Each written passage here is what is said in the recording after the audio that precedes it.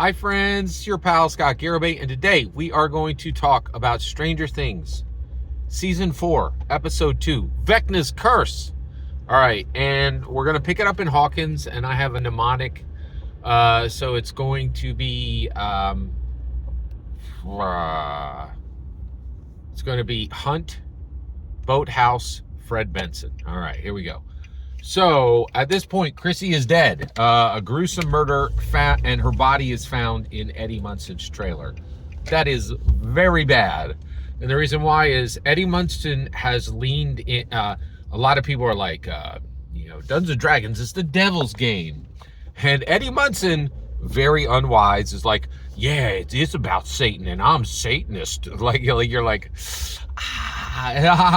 you bunch of fools, right? And you're like, I don't know if that was really wise, Eddie Munson, and it was not. He is currently completely, he's shafted himself, and now he's wanted for murder.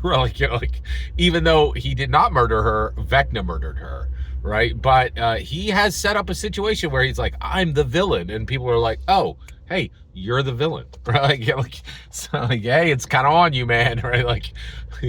That is very interesting. It is also very interesting, the discussion of the Satanic Panic, because honestly, it's really wild. We still haven't had a real discussion about the Satanic Panic in the early 80s, because a bunch of moms were like, hey, I think this game is very occult aligned. Dude, the game was very occult aligned, right? Okay, so and the reality is, you're like, oh, I don't know, man. It wasn't, they weren't doing real spells or anything. Well, they definitely came along and they cleared out a bunch of junk, right? Like there were like naked ladies on the covers of the product, right? And then there, and not just like, oh, and you know what, they're arrayed there for ritual murder, like that. I'm not making that up. That's a little D&D cover. You're like, it wasn't like there was nothing there, right? There was absolutely interest on the design side and on the player side and on the dungeon master side, where people who had interest in the occult mixed that into Dungeons and Dragons. And then the moms came along and goes, this is not cool, right?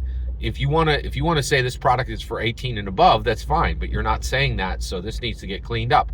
And it did get cleaned up. D&D removed a bunch of demons out of it, and took the naked ladies off the covers and said, oh, you know what, if we're gonna, maybe we should have gender representation that's, fair, for everybody. If dudes got lots of armor, maybe women shouldn't be in bikini armor, right?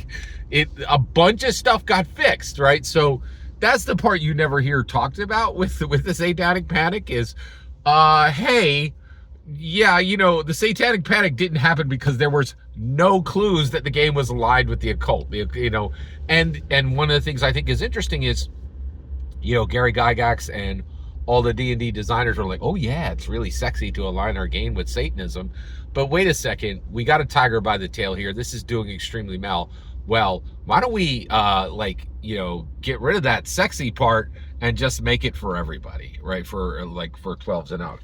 So that, honestly, I think that's important that we have that conversation and say, hey, the Satanic Panic was not based on nothing, right? There was the idea that the game was aligned with the occult was extremely true, and the D&D designers had played footsie with the occult while they were building the game, and then there was a come to Jesus, no pun intended, moment where they were like, hey, what are you gonna do? Are you gonna keep your sexy dark parts, or are you gonna make this a real product? Right?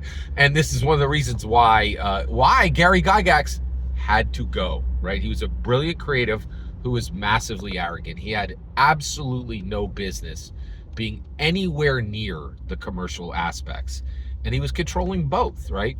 And then finally, Lorraine Williams comes in, fixes all the gendered problems, because she's a woman, and she's like, hey, maybe we should treat women equally in D&D, and then actually just applies real business, like, yeah, the occult is sexy and it's dark and it's cool, right? But it doesn't make money, and